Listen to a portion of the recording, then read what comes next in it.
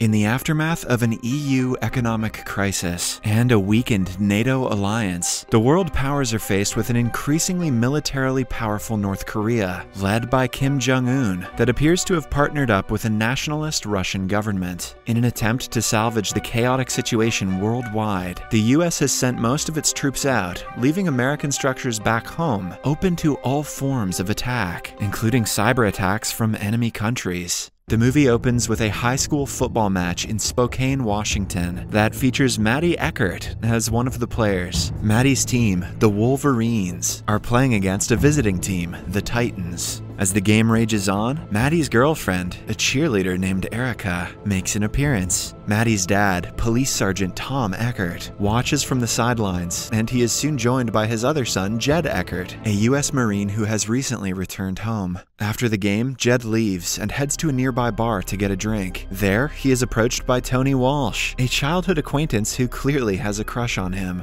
As Tony and Jed hit it off, Maddie and Erica arrive at the bar. However, their stay at the bar is short-lived, because moments later, an unexpected blackout leads to everyone going home. Back at home, Tom heads out to attend his night shift, leaving his two sons home alone. Before they go to bed, a conversation between the brothers reveals that their relationship is strained. The next morning, Jed and Maddie are awoken by the commotion outside. When they step out of the house, they are shocked to witness several North Korean paratroopers and transport aircrafts hovering in the sky. Instinctively, the pair get into Jed's truck and head out in search of their father. After overcoming numerous obstacles and driving through fire, they locate Tom, who instructs them to go to the family's cabin in the woods, while he stays behind to help the people. All around the father-son trio, people are being shot and taken captive by the invading North Koreans, who are under the leadership of Commander Cho. Following their father's instructions, Jed and Maddie start driving to the cabin, but first they take a detour to save Erica. On reaching Erica's house, they learn that she and her family have already been captured. As Jed and Maddie drive away, Maddie's friends Robert and Daryl emerge from a nearby house and jump into the back of the truck, as it is the only way to escape capture. Appearing to be the only ones who know what to do, Jed and Maddie soon gain a following consisting of two other cars. However, after a head-on collision with Commander Cho, who refuses to let them go without a fight, only two of the vehicles make it to the cabin. At the cabin, Jed, Maddie, Robert, and Daryl get acquainted with Pete and siblings Greg and Julie, the occupants of the second car. Later that day, they are joined by Tony and Danny, another friend of Maddie's, bringing the total number of escapees to 9.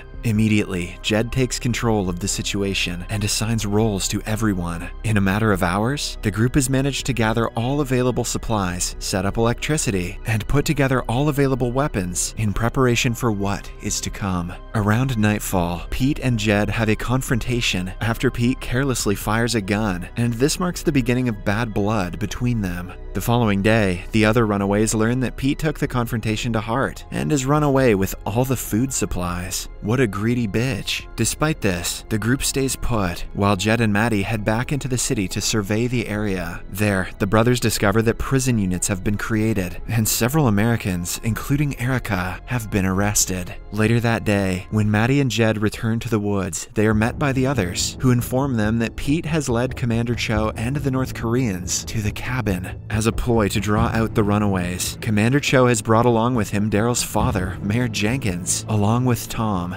Using a megaphone, Mayor Jenkins renders a convincing speech and pleads with his son and the others to surrender, but they refuse. On the contrary, when the megaphone is given to Tom, he urges his sons and the rest of the group to keep fighting. Sadly, this heroic act earns the father of two a gunshot in the head, courtesy of Commander Cho, much to the dismay of his sons. They somehow manage to stay hidden despite being in visible agony. Fueled by rage brought about by the individual losses they have suffered, and inspired by a heartfelt speech from Jed, the teenagers make a decision. They decide to stick with Jed and fight against the people who have invaded their home. Once this unanimous decision is reached, Jed assumes the position of captain and he begins to prepare the 7 for the task ahead through rigorous training. When the need arises, the team enlists the help of allies on the outside to gain access to food, supplies, and information. Satisfied with their training, the group sets out on their first assignment, which is to steal weapons and ammunition from the North Korean soldiers. Using Tony as bait, the team is able to lure some of the invading soldiers to a secluded area where they launch a successful ambush. With the soldiers dead, the rebels grab all their weapons and bulletproof vests. With these weapons, they launch another attack on some nearby soldiers and successfully take them down. Teen American footballers taking down an advanced organized militia. Woo! This is my kind of story, baby. After this, they ransack the military vehicle the soldiers had been guarding and escape with all its contents, including explosives. After reaching their hideout, the members of the group start bonding and are getting more comfortable with fending for themselves in the wild. Through it all,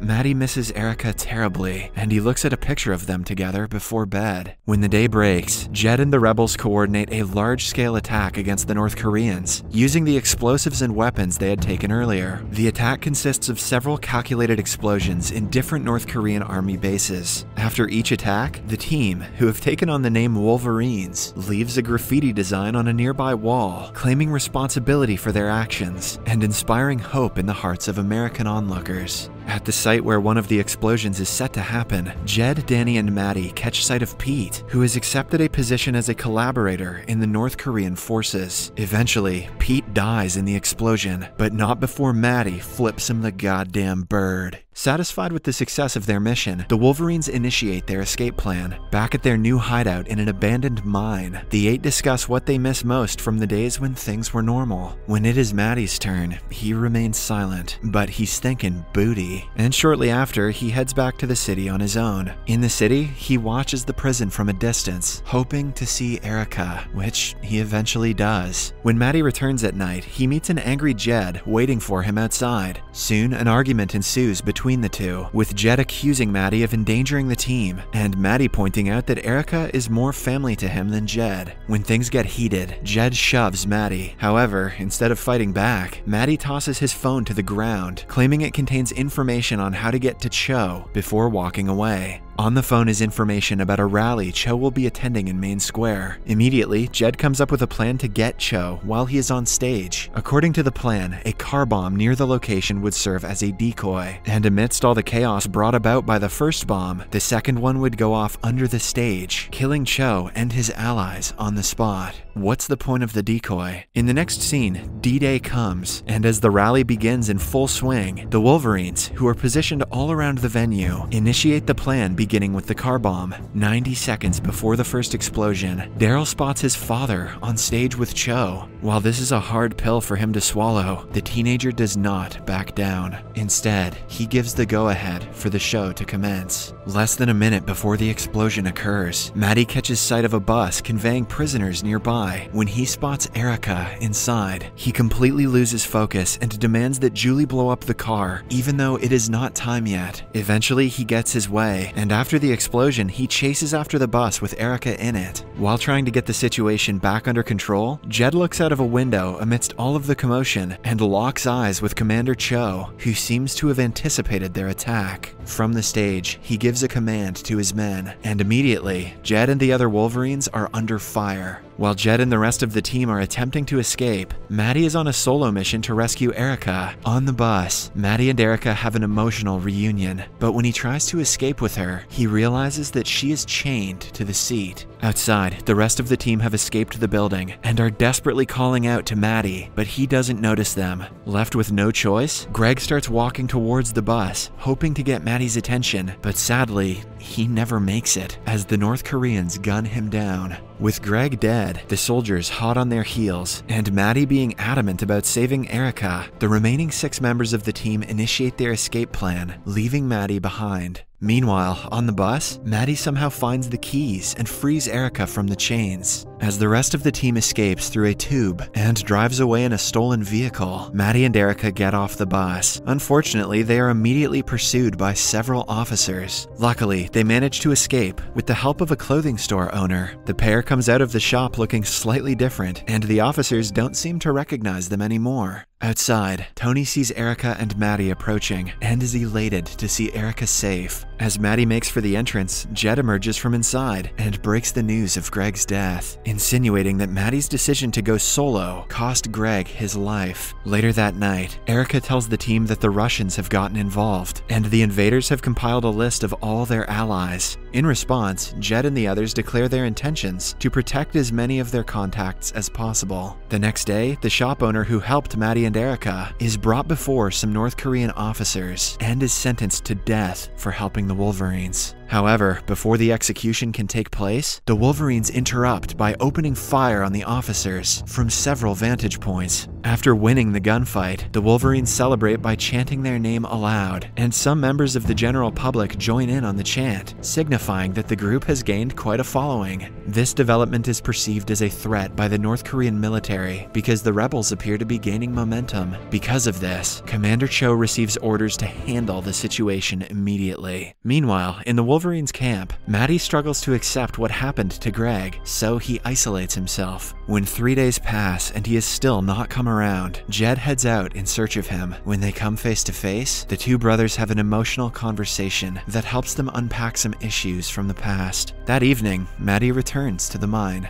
Later that night, Tony and Jed, who are hanging out by the lake, are just about to share a kiss when they realize that the mine is being attacked. As a result, they immediately hurry back. In the mine, amidst all the confusion, Jed directs his team members to make a run. Sadly, Danny and Julie fail to make it out alive. Together, the 6 survivors retreat deeper into the woods to evade capture. There, they come across Marine Sergeant Major Andrew Tanner and his companions, Corporal Smith and Sergeant Hodges. With a name like Tanner, this dude's sure to beat some ass. After establishing that they are on the same side, Andrew and his men give the Wolverines a situation report on how the rest of the country is faring. They then reveal that they have a plan to steal a suitcase containing an EMP-resistant radio telephone from the North Koreans and enlist the help of the Wolverines. In the hands of the US forces, the device would be an effective tool for spying on the invaders and would ultimately give them an edge in the fight. Since the device is always in Commander Cho's custody, the team, now consisting of 4 Marines and 5 teenagers, have to infiltrate the local police station to retrieve it. The team then proceeds on their mission, but unfortunately, unknown to Daryl, he is tagged with a tracking device by Russian soldiers. As a result, a firefight breaks out between the rebels and the North Koreans, leaving Hodges, one of the Marines, dead. After they manage to steal the box from the North Koreans, Maddie escapes with it, while Jed, who is injured, stays behind to fight Cho. In the end, Jed shoots and kills Cho with a gun he finds in his dad's former locker. Following this, with no one left to stand in their way, the group members head to a safe house to plan their next move and celebrate their small victory. In the house, Jed tells Maddie that he is proud of him, and then has an intimate conversation with Tony. Sadly, things quickly go south, as Jed is unexpectedly killed in a Russian ambush. Despite being visibly shaken by Jed's death, Maddie and the rest escape from the house and start making their way to the Marines' extraction point, where a UH-1 aircraft is waiting. On the way, Robert figures out that Daryl has been tagged with a tracker, which is how the Russians were able to locate them. Left with no other choice, the group members say an emotional farewell to Daryl and leave him behind.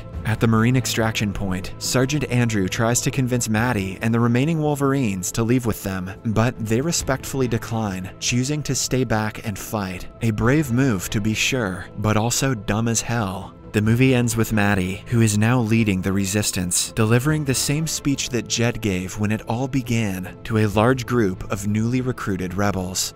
Subscribe for more videos like this, turn on notifications, and leave a like to help the channel out. Thank you for watching.